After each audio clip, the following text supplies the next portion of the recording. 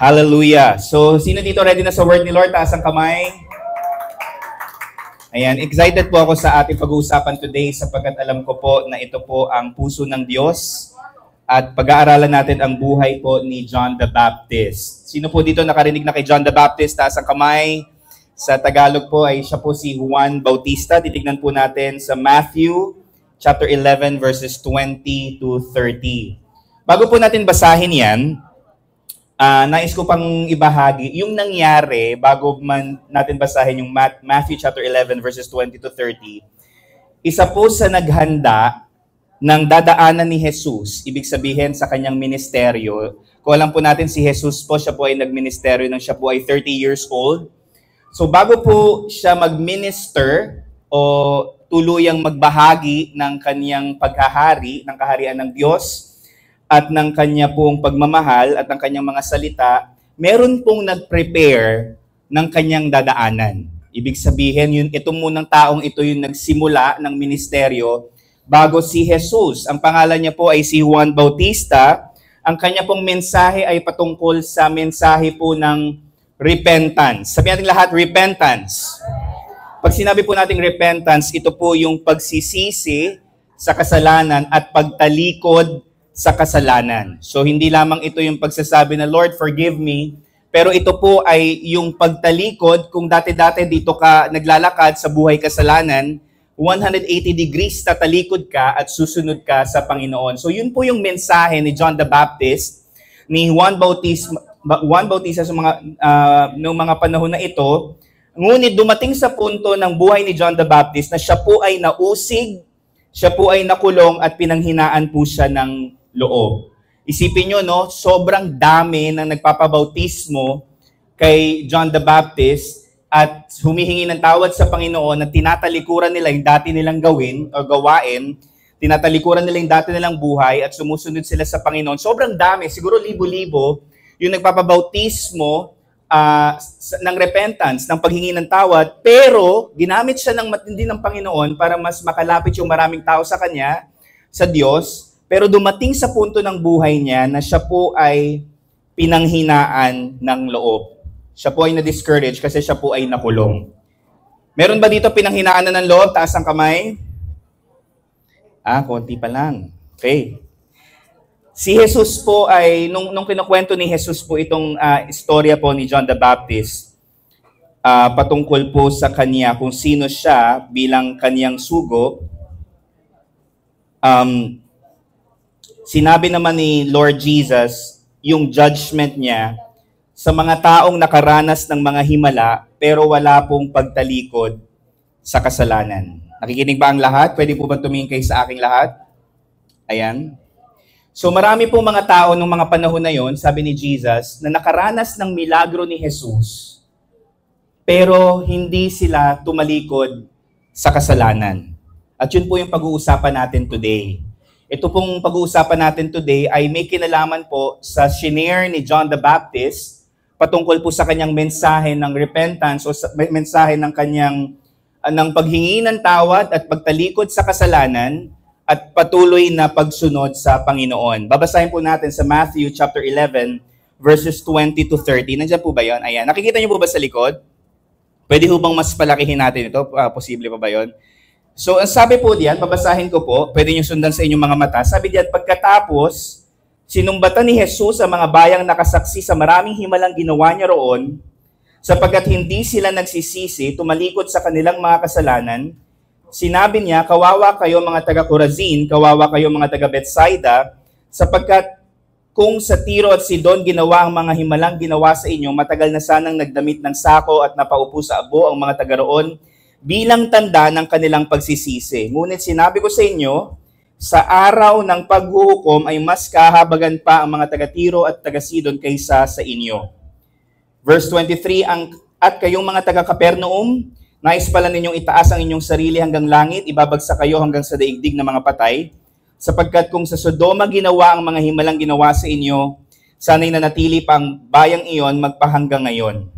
Ngunit sinasabi ko sa inyo, mas kahabagan pa ang mga taga-Sodoma kaysa sa inyo sa araw ng paghuhukom.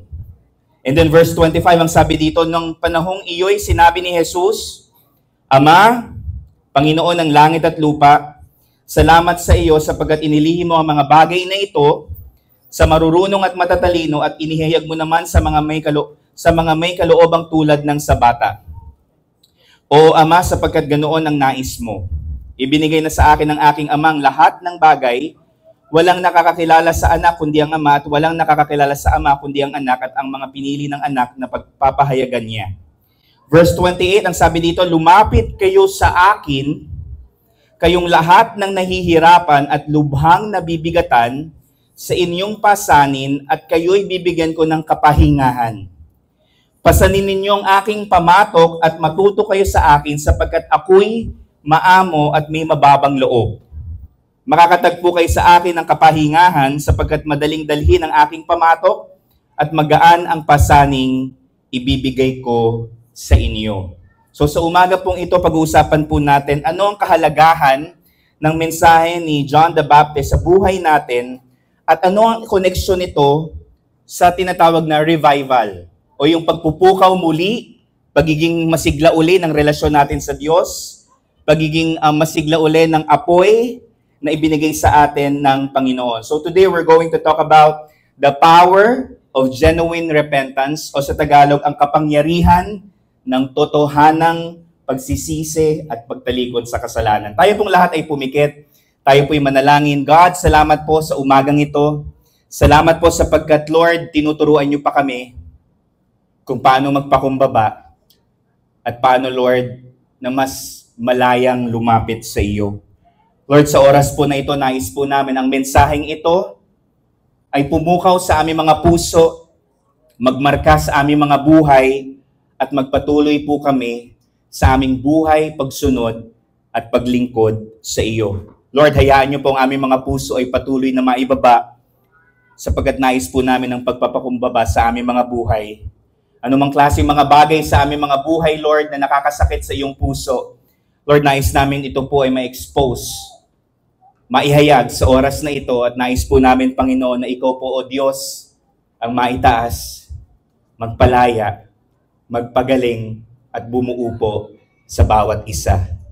Lord, salamat po. Binibigay po namin sa iyo, Lord, ang lahat ng papuri at pagsamba sa pangalan ni Jesus. Ang lahat ay magsabi ng Amen and Amen. Pwede ba natin sabihin lahat uli? Repentance. Ito po yung mensahe ni John the Baptist na napaka-importante po sa buhay ng isang Kristiyano or sa buhay ng taong sumusunod sa Kanya. Hihimay-himayin po natin, bakit ba importante ang repentance o yung genuine repentance? Pastor King, bakit may kasamang genuine yung repentance? Di ba dapat kapag paghingi ng tawad, totoo naman? Well, pag sinabing genuine repentance, hindi lang ito yung paghingi ng tawad sa ating words, pero ito'y may kinalaman sa buhay paglalakad natin kasama ang Panginoon. So, hihimay-himayin po natin. Tingnan natin itong verse 20. Basahin po natin ng sabay-sabay. Pwede ba natin sabay-sabay basahin? 1, 2, 3, go! Pagkatapos, sinumbatan ni Jesus ang mga bayang nakasaksi sa maraming himalang ginawa niya roon sapagkat hindi sila nagsisi tumalikod sa kanilang mga kasalanan. So, sabi dyan, sinumbatan daw ni Lord. Minsan ko lang mabasa sa Bible na si Jesus nanunumbat sa isang grupo ng mga tao. Most of the time, ang kanya pong mensahe ay mensahe po ng pagpapagaling, patuloy na pagmamahal, pagbibigay ng pag-asa. May mga pagkakataong pagtatama, pero sa oras na ito, ang kanyang mensahe ay, ang kanyang salita ay salita na pagde-denounce sa Ingles o sa Tagalog ay sinumbatan ni Jesus ang mga bayang nakasaksi ng maraming himala, pero hindi sila tumalikod sa kanilang mga kasalanan. So bago po banggitin yung pagsumbat o pag-denounce sa mga lugar na nakaranas ng madaming milagro pero hindi nagsisi at tinalikuran ng kasalanan, binanggit muna ni Jesus yung buhay nga ni John the Baptist na nagbigay ng mensahe patungkol sa mensahe ng pagsisisi at paghingi po ng tawad. So si Jesus po, pinagmalaki niya po or ibinida niya po si John the Baptist na nag-preach patungkol po sa message of repentance. Tapos si Jesus, dinenounce niya o ikinatatwa niya o sa Tagalog pa ay sinumbat niya yung isang syudad na hindi humingi ng tawad at hindi tumalikod sa kasalanan kahit sa sobrang daming milagro na nito. Posible pala yun kahit sobrang dami nating blessing at sobrang dami nating miracles na naranasan sa Panginoon, yung buhay po natin ay hindi pa rin buhay pagsunod sa Diyos. Posible pala na kahit sobrang dami mong mga miracles or breakthrough sa buhay, yung puso po natin ay malayo pa din sa Diyos sapagkat mas pinili po natin itong buhay na ito kaysa yung buhay na nakababa at buhay na tumalikod sa kasalanan. Anong gusto sabihin sa atin ni Lord sa umagang ito? Si Lord pala, sobrang seryoso niya when it comes to repentance o yung paghingi ng tawad, pagsisisi at pagtalikod dito. Para kay Jesus, pag sinabing pagiging successful ng ministry o pagiging successful ng ministeryo, hindi po basihan yung mga miracles na nagawa sa isang lugar o sa isang tao. Ano yung basihan ni Jesus para sabihin ng isang ministeryo ay successful or nagtatagumpay? Yung paglapit ng mga tao sa Kanya at pagtalikod sa kasalanan. Sabi niya dito sa isang syudad na ito, dinidenounce niya itong syudad na to sapagkat dito sa syudad na ito na-perform yung many miracles. Sabihin natin lahat, many miracles. Gano'ng kadami yung many miracles? Di ko alam, siguro mga libo-libong mga miracles, pero hindi pa din sila tumalikod sa kanilang mga kasalanan. Jesus performed many miracles. Sometimes for us, ito yung basihan natin ng revival. Pero para kay Jesus pala, it's not just the miracles, hindi lang po yung mga milagro, yung basihan ng pagkilos ng Diyos. Ito po ay parte, pero yung genuine repentance, yung totohanang paghingi ng tawad at pagkamuhi sa kasalanan, ito po yung pinakamatinding senyales ng pagkilos ng Panginoon sa buhay ng isang tao. Amen? And when we say repentance, ito po yung change of mind. Sabihin natin lahat, change of mind. Ito rin yung change of heart. Pwede ba natin sabihin yun? Change of heart. So, hindi lang ito yung pag-iyak o yung pagiging malungkot dahil ikaw ay nakagawa ng mali, pero ito yung pagiging pag-a-agree mo sa salita ng Diyos at pagbabago ng pag-iisip mo at ng puso mo sa Kanyang paglapit. Kung gusto po natin ng real transformation mula sa sarili natin, sa pamilya natin, yung totoong pagbabago sa buhay natin, sa pamilya natin, sa komunidad natin, sa ating bansa, kailangan po nating malaman na genuine repentance is the root of revival. That is number one when it comes to repentance. Ang totoong pagsisisi at pagtalikod sa kasalanan ay ugat ng pagbabagong tunay. Pagbabalik sa dating sigla ng pakikipagrelasyon sa Diyos. Si Jesus po, nung nag-doubt po si John the Baptist kung siya talaga yung Messiah, sabi ni Jesus, pinabalik ni Jesus yung mensahe sa mensahero, sabi niya, sabihin mo kay John the Baptist to, ang mga patay ay nabuhay, ang mga bulag ay nakakita na, ang mga pilay nakalakad, at naibahagi ang mabuting balita sa mga tao. So ang milagro pala ay hindi lang ito tanda, hindi lamang ito yung tanda para sa isang transformation o pagbabago ng puso. Ang pagbabago ng puso ay kakikitaan sa pagtalikod sa kasalanan. Sabihin natin lahat, pagtalikod sa kasalanan. Sabi sa 2 Chronicles chapter 7 verse 14, basahin natin ang sabay-sabay ito sa Tagalog. 1, 2, 3, go!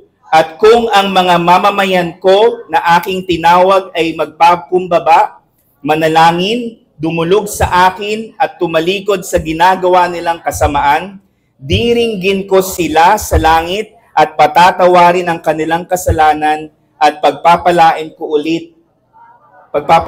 ang kanilang lupain. Sino dito gusto mo pagpalain ka ng Lord? Taas ang kamay. Sino sa inyo dito gusto mong pagpalain ni Lord yung pamilya mo? Sino dito gusto mo yung bansa natin pagpalain ni Lord? Yung barangay natin pagpalain ni Lord? Anong sikreto dito? Sabi dito is, sabi ng Lord, kung ang mamamayan ko ay luluhod, hihingi ng tawad, babalik sa Kanya. Aayawan yung dating gawi at hihingi ng tawad sa Kanya at magpapabago. Magsisimula daw po ang kagalingan sa bansa. Amen? May mga pagkakataon po, may mga parte sa buhay natin na sugat pa din sapagkat hindi po natin ito inilalapit sa Panginoon at hindi po natin ito inaayawan o hinihingin po ng tawad sa Kanya. Sabi ng Panginoon, kung tayo po ay magpapatawad sa ibang tao, tayo rin ay patatawarin ng Panginoon. Amen po ba? Kung may mga bagay sa puso po natin na alam mong galit o puot o hinanakit o disappointment man, sinasabi ng Panginoon, anak, it's time to forgive kasi tanging sa pagpapatawad lamang natin mararanasan yung pagpapatawad ng Panginoon. Amen? Sabi mo sa katabi mo, magpapatawad tayo, kapatid. So that's number 1. Kung gusto po natin ng pagbabago. Sino daw gusto mo ng pagbabago? Taas ang kamay.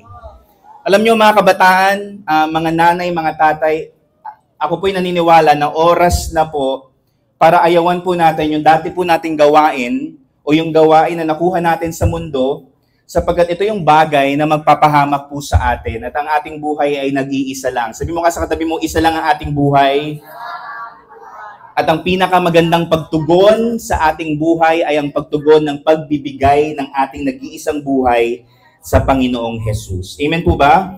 So that's number 1. Bakit importante ang paghingi ng tawad, pagsisisi at pagtalikod dito? Sapagkat ito po ang ugat ng totoong pagbabago, pagbabalik ng sigla ng ating pakikipagrelasyon sa Diyos at yung sigla ng apoy ng Panginoon sa buhay natin. Amen. Tingnan po natin naman itong ikalawa. Kung babasahin natin sa English, nilagay ko yun sa English dyan eh. Sabi dyan, basahin niya natin sabay-sabay. 1, 2, 3, go. Then Jesus began to denounce the towns in which most of his miracles had been performed because they did not repent. Sabihin natin lahat, repent. Yung repent doon, yung kung babasahin natin yung original na salita nito, galing ito sa salitang metanoisan, na galing sa salitang meta at noyo, or metanoio, iba metanoia. Ang ibig sabihin po ay to think differently or afterwards or reconsider. Ibig sabihin, pag sinabi pala nating genuine repentance o sa Tagalog ay totohanang pagsisisi o pagtalikod sa kasalanan, ito po yung ibig sabihin nito ay it's a change of mind and heart. So genuine repentance is a change of mind and heart. Sa Tagalog po, ang totoong pagsisisi o pagtalikod sa kasalanan ay ang pagbabago ng isip at puso. So ako po, ibig sabihin, pwede kong maranasan ng napakadaming milagro, pero kung ang puso ko at ang isip ko ay hindi ako nito, ililid sa lugar ng transformation ng puso at isip, lahat po ito ay baliwala.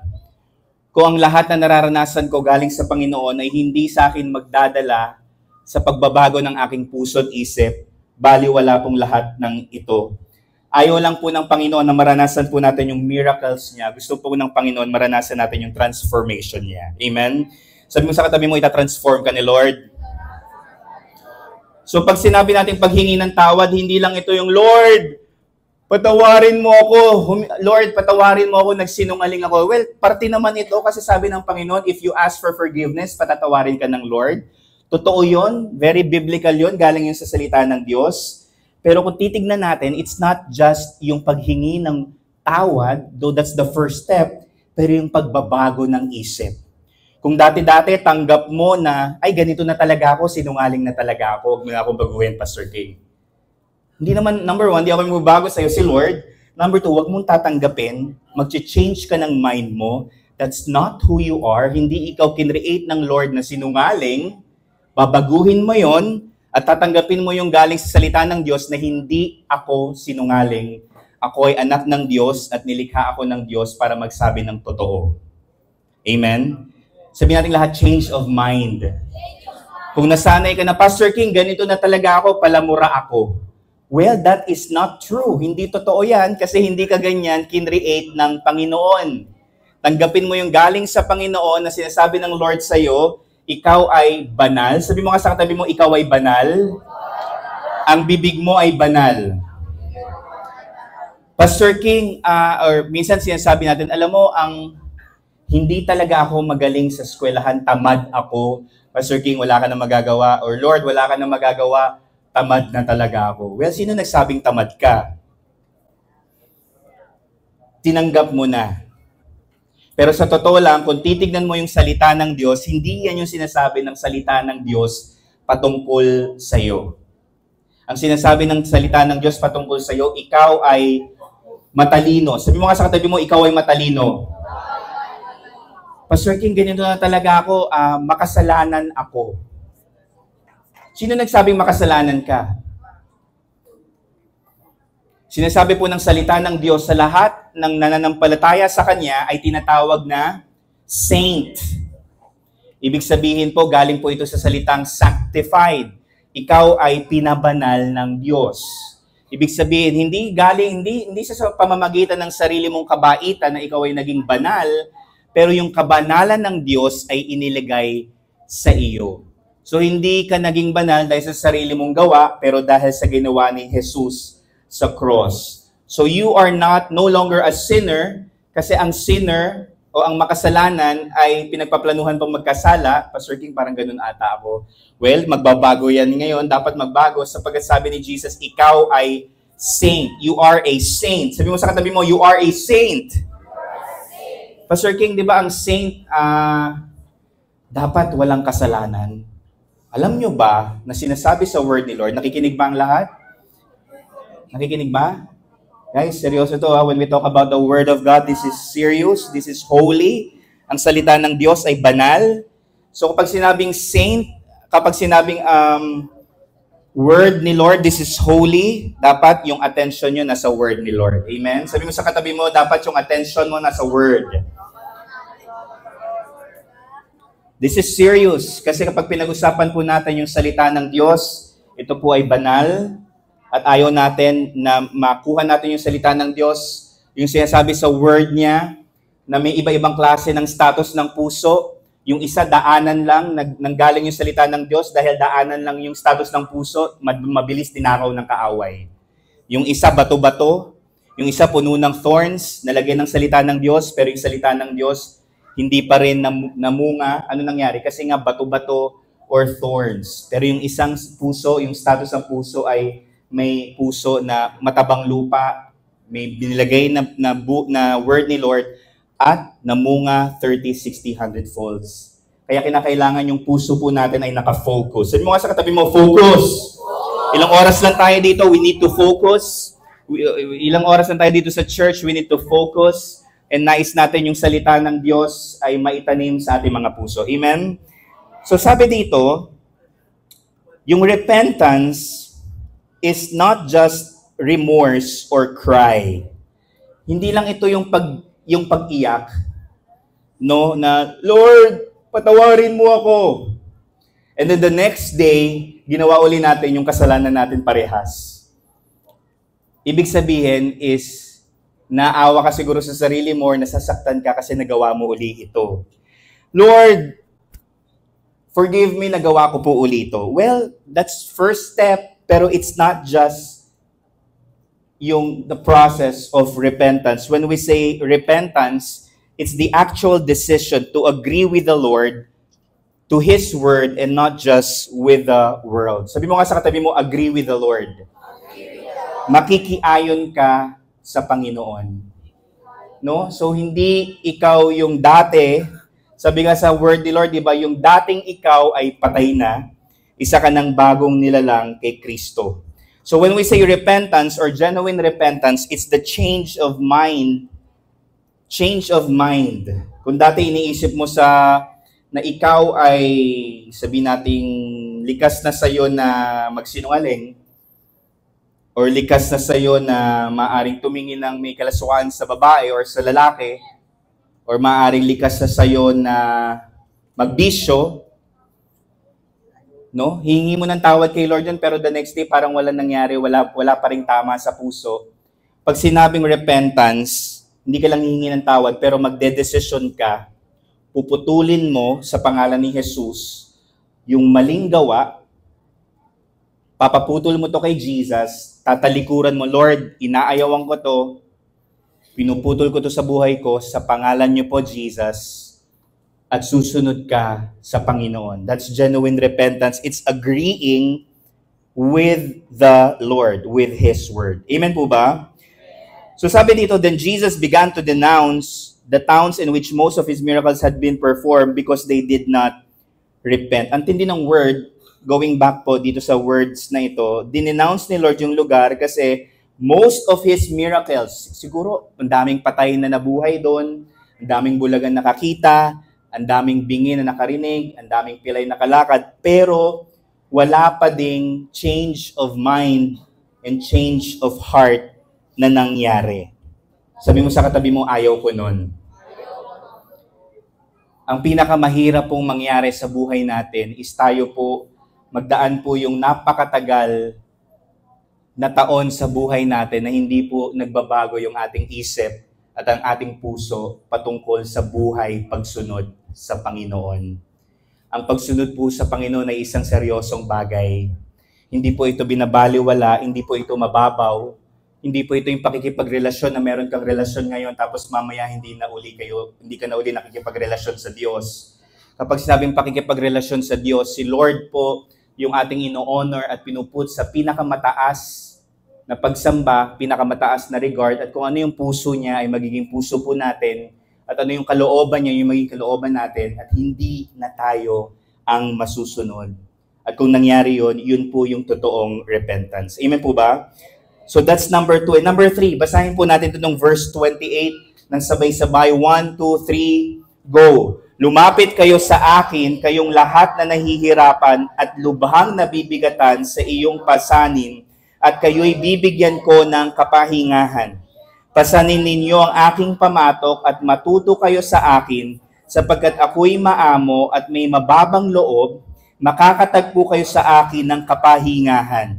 Sapagkat madaling dalhin ang aking pamatok at magaan ang pasaning ibibigay ko sa inyo. So kapag, biruin nyo, si Jesus, meron siyang dinenounce na city kasi hindi nagre-repent, hindi humihingi ng tawad, hindi pinagsisisihan yung kasalanan at talikuran nito. Pero itong pagkakataon nito sa kabilang banda, binanggit din niya yung kanyang invitation. Sabihin natin lahat, invitation. So hindi lang siya nag-judge or nag-release ng judgment sa isang city, pero nag-invite din siya sa ating lahat at sa konteksto to, in-invite yung mga tao na lumapit sila sa Panginoon kung sila ay nahihirapan at nabibigatan sa kanilang pasanin at sila'y bibigyan ng Lord ng kapahingahan. When we say repentance pala, ang ibig sabihin nito, it's coming to Jesus, paglapit sa Panginoong Jesus, anuman yung status ng puso mo, mabigat man, pagod ka man, lalapit ka sa Kanya. Sabi mo sa katabi mo, lalapit ka sa Kanya. Isang banda po ay pwede tayong humingi ng tawad sa Diyos at pagkatapos nating humingi ng tawad sa Diyos ay hindi na po tayo lalapit sa Kanya. Sa kabilang banda, hindi pala ito yung totoong repentance. Pag sinabing repentance, it's not just yung lalapit ka sa Lord, hingi ng tawad, tapos hindi ka na lalapit uli. Pag sinabing repentance, sabi ng Panginoon, anak, ano man yung status mo sa buhay, lapit ka sa akin, bibigyan kita ng kagaangan, tuturuan kita, ibibigay ko sa iyo yung laman ng puso ko. So, lalapit sa Panginoon. Sabihin natin lahat, lalapit sa Lord. So, ito yung number 3. Genuine repentance is coming to the Lord, taking His burden and learning from Him. Ang pagsisisi ay ang paglapit sa Panginoon, pag-ako ng kanyang pasanin o ng laman ng kanyang puso, which is magaang, at pagkatuto mula sa Kanya. May mga pagkakataon po na we feel sorry for the things we did. Alam mo yon, tayo po ay merong kurot sa ating mga puso dun sa mga bagay na nagawa natin, lalapit tayo sa Panginoon at hingi tayo ng tawad, and then tulad ng binanggit ko kanina, then we stop coming to the Lord. Dapat palagi tayong lalapit. Sabi mo sa katabi mo, palagi tayong lalapit. Magiging paulit-ulit po yung cycle ng pagkatalo at mamimiss po natin yung opportunity kapag ang paglapit kay Jesus ay paglapit lamang sapagkat tayo po ay nagkakamali. It will be a never-ending cycle of defeat, no? Palagian po yung ating pagkatalo. If we only come to Jesus because of remorse or we feel sorry, palagi po tayong matatalo kung yun lamang po yung dahilan. But if we come to Jesus, kung lalapit tayo sa Panginoon, kasi you have a relationship with the Lord, you have intimacy with the Lord, you wanna learn from Him, gusto mong matuto sa Panginoon, na yung kabigatan ng puso mo, gusto mong ibigay sa Kanya, yung iniiyak ng puso mo na lagi kang natatalo, gusto mo lang lumapit sa Panginoon at sabihin sa Lord, hindi ko po ito kaya, gusto ko po ng totohanang pagbabago sa aking puso, na sa bawat labanan, sa bawat challenge, sa bawat problema, we will overcome if we will not only come to the Lord, if we feel sorry, pero we will come to the Lord kasi you know that He is your Father, siya yung tatay mo, at gusto mo siya, at gusto mo siyang kumilos sa buhay mo. Amen? So the problem is no longer the burden. Yung problema, hindi lang po itong kabigatan. Yung nagiging burden mo is burden ng puso mo na gusto mong lumapit sa Panginoon. Masaya ka man, mabigat man, may luha man, o punong-puno man ng kagalakan, marami ka mang pagpapala, o may dumadating sa punto ng buhay mo na ikaw ay natutuyuan, ang burden ng puso mo ay ang burden o ang kabigatan ng paglapit sa Kanya kasi iniimbitahan ka ng Panginoon. Sabi ng Panginoon, anak, lumapit ka sa akin, ikaw na nabibigatan, bibigyan kita ng kapahingahan.